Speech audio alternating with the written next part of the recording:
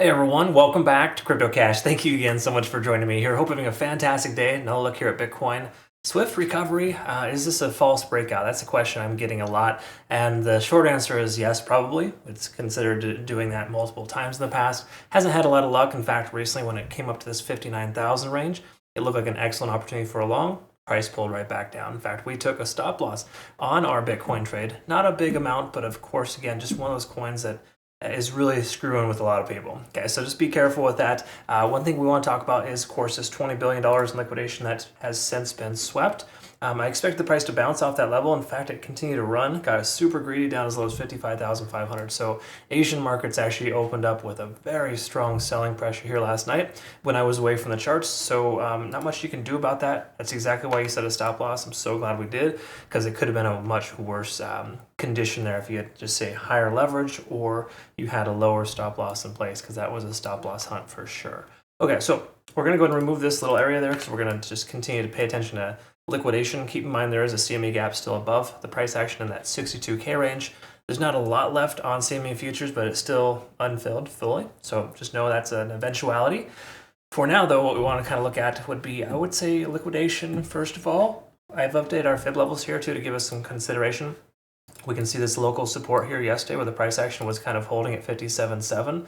That's going to be likely the new resistance level. So just be mindful of that area. If we can close above that today, that might signal a shift in momentum here, but it's still very early to tell. I would say waiting until today's candlestick closes, basically the daily candle closes, traditional markets effectively finish, and we can kind of go ahead and see that the price action, kind of see where the price action is at that point and consider possibly taking a trade. Again, the reason why I say that is because we are well below the cloud. We're in this kind of like weird transition where you have the price dumping and then it pumps. A lot of times folks will do late longs here and get destroyed, or they try to short too early and then they get hammered too, right? They're probably shorting this bottom here that looked like a bearish pennant pattern, right? Those generally break to the downside. We've seen a lot of manipulation, folks. So again, you really can't trust patterns right now. They've been very misleading in a lot of ways, okay?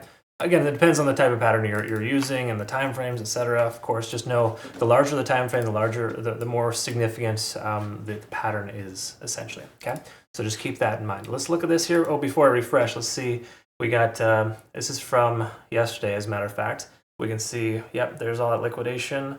I think it was somewhere in the range of about 20 billion, right at 56.7, and the price came all the way down to 55,000 or 55.5. So let's go ahead and get a little refresh here and kind of see what that looks like now.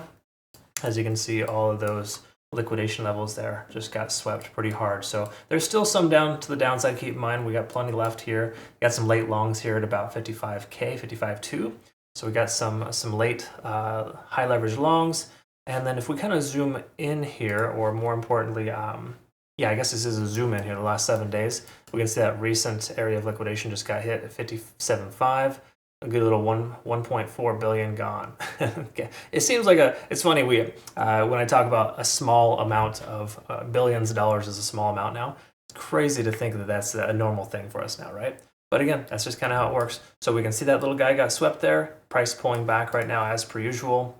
No surprise, folks. This is just a very, very nasty market. So exactly why low leverage, low position size is important, so you don't get demolished in either direction. Because again, this is what it's all about for the whales, the market makers. They're really just battling it out, and we're kind of stuck in the crossfire. So daily time frame. Let's talk about the moving averages here and recognize that we are below all 4 moving averages. Okay, that's just generally a bearish sign. Being up over 60,000 would put us in a better position, and we'd be in a situation where we'd be able to effectively, I wouldn't say take a long with confidence, but we'd have more confidence at that point that a long position might be more viable. Okay, we don't just instantly take a long as soon as it hits 60,000, but that's a good little area, because again, we got a lot of confluence there. We can see here as well that the RSI is still kind of in that 45 range. We get closer to 60K, we'll probably be above or back above that level. Okay, so you got to recognize, ever since we've been under that range, the price has been more likely to pull back. Right, so if you're under 50 on the RSI on the daily, generally speaking, you're more likely to see the price pull back than go up. It's not to say it can't go up till it gets there, because obviously that has to happen at some point. It's just we're more so in the mindset that the price is more likely to pull back. Okay, stochastic is swinging up here. This is really the only false positive we're having here, or more importantly, just the only consolation you could say that's really letting us know that Bitcoin is wanting to shift its momentum. I would say now would make sense for us to see that momentum shift now that we've swept a large amount of liquidation. Okay, so again, a nice little relief rally would be sensible here. We really got to break through 58K, or at the very least 57.7. I'm rounding up a little bit there, but getting above that 0.382 fib level would be extremely important here. So if we take a look at the 4 hour, we can recognize we're trending back towards 50 on the RSI. If we can get another couple of green candles, we'll probably be above, and that could be a confirming factor. We want to be careful jumping in too early, but again, being back up over the 20-day SMA is an important place to be. And we're not there yet, but again, getting closer to 58K, it's right there at 58,000. Again, a solid closure at 58,000 or higher would make sense. But we need to see that backed up with volume, okay? So if we get up to 58K and we have low volume today, it wouldn't make a ton of sense to consider a long. But if you do see extra volume flowing in, money flow index increasing as it is with the RSI, that would be a cause for consideration to take a long. We can see stochastics also swinging up, and MACD is starting to lose momentum. We may be starting to shift this dynamic here. Okay, so again, me personally, I'm looking for 58K or higher as a potential consideration for a long here today. Again, I'm just throwing it out there. I'm not saying I'm going to take a long because of it, but I'm going to consider taking a long if other contributing factors are present when I reevaluate again later. Okay, so I need you to recognize that I do analyze Bitcoin twice a day, generally in the mornings, and then as close as I can to the daily closure, so we can kind of get perspective on how the day is treating us, and if we close above specific resistances or supports, that'll oftentimes push the price action in that direction when Asian markets open. Like yesterday, for example, the price continued lower because we didn't get over that key level resistance in the 58,000 range. Okay, so we had trouble closing above that. So in hindsight, I guess I should have closed our trade, but we still actually had an inverse head and shoulders pattern that was potentially going to play out. And those generally have a good 60 to 70% success rate. So it was kind of a flip of a coin, honestly, yesterday, based on the way things were looking. However, everything was bearish. Now today, we're starting to see that shift. I wouldn't say we're full on bearish at this point, but if we can't close above this 57,700 mark, we're not going to have much of a chance to be able to continue much higher. Okay, so just keep that in mind. That's kind of a point of contention for us here. We can see on the hourly that we are shifting some momentum. We're back up over 50 on the RSI, which we haven't seen in a little while here, a good 24 hours. And then, of course, we got the money flow index increasing. So things are looking decent on the smaller time frames, but they're going to always look good when you have a large volume pump like this, okay? Keep in mind, there's a decent amount of volume there, which is good. That's sustainable. There's a good chance we'll see the price continue higher because of it. But again, I still think it's a little too early to tell.